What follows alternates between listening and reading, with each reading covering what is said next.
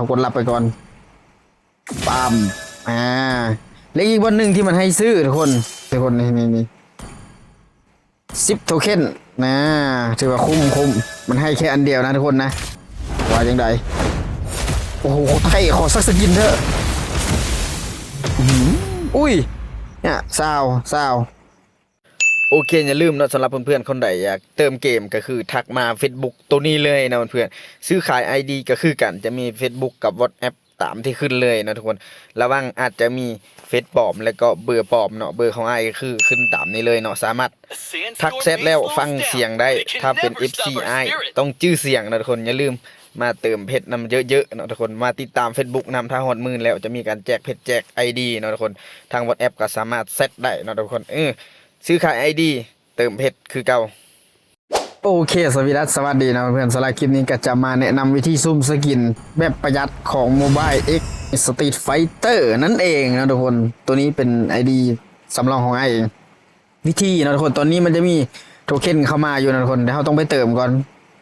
กิจกรรมที่มันเข้ามาเมื่อนี้นะทุกคนนี้ก็คือเราต้องเติม250เพชรแล้วเราจะได้ซุ่มฟรีอยู่2ครั้งนะทุกคนแต่มันจะมีมาอีกเดือนอย่าเข้าใจผิดคิดว่ามีซ้ำนี่เดี๋ยวเรากดรับไปก่อนปั๊มแล้วอีกวันหนึ่งที่มันให้ซื้อทุกคนนี่ทุกคนนี่10 โทเค็นนะ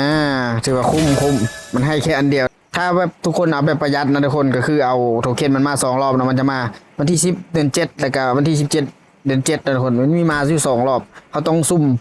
วันละครั้งไปสะสมไปเนาะเดี๋ยวนี้เขาจะลองซุ่ม10 ครั้งให้เบิ่งนะทุกคนเพราะว่าเขาใช้เพชรอยู่315เพชรเพราะเขามีการ์ดอยู่3 ใบเนาะลุยว่าจังใดทุกคนมันจะกิจกรรมนี้มันก็น่าจะบ่เปลืองเฮงนะทุกคนบ่มนึกว่าจะออกสกินเลยตัวนี้เขาได้มา88ได้โคตรน้อยนะทุกคน ได้โคตรน้อยนะทุกคนวิธีก็คือให้ทุกคนกดซุ่มนะทุกคนแบบนี้นี่วันละครั้งไปแบบนี้ทุกคนก็คือหลังจากโทเค็นมันมา2 รอบแล้วถ้าเราพอแล้วก็ต้องได้เติมยัดใส่นะทุกคนนี่โอ้ได้มา12ตัวนี้ก็ได้มา100โทเค็น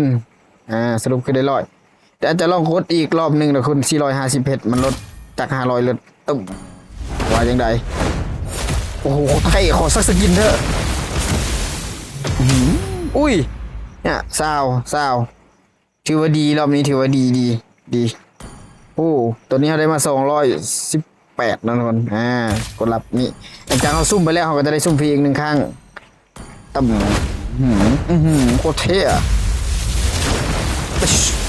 เป้าหมายของไอคือจะเอาปากิโต้กินนิเวียเนาะทุกคนนี่มันคล้ายๆกิจกรรมที่มันเคยผ่านมาเลยทุกคนคือเขาซุ่ม20 ครั้งจะได้ซุ่มฟรีอีก1 ครั้งถ้าซุ่มอีก60 เทื่อจะได้ลูกแก้ว1 ลูกนะทุกคนซุ่ม140เนี่ยเขาจะได้อีก10 ครั้งซุ่มฟรีเนี่ยซุ่ม170จะได้มา100 โทเค็นเนาะซุ่ม200จะได้มา180 โทเค็นนะทุกคนสำหรับของที่อยู่ในร้านค้านี่มันจะบ่มีอันอื่นนะทุกคนมีแต่พวกนี้นี่ถ้าว่ามันมีสกินนะมันอาจจะดีถ้าคนที่มีสกินหลายอันนี้บุเกี่ยวนะทุกคนก็คือเขาต้องซุ่มนะเขาต้องออกอยู่ดีของดีพวกนี้แล้วก็พวกนี้หลังจากเขาซุ่มไปตอนนี้เขามีอยู่230 โทเค็นเนาะวิธีก็คือเขาต้องซุ่มวันละครั้งนะทุกคนแบบประหยัดเลยวันละครั้งเนาะอย่าลืมเขามาเติมในนี้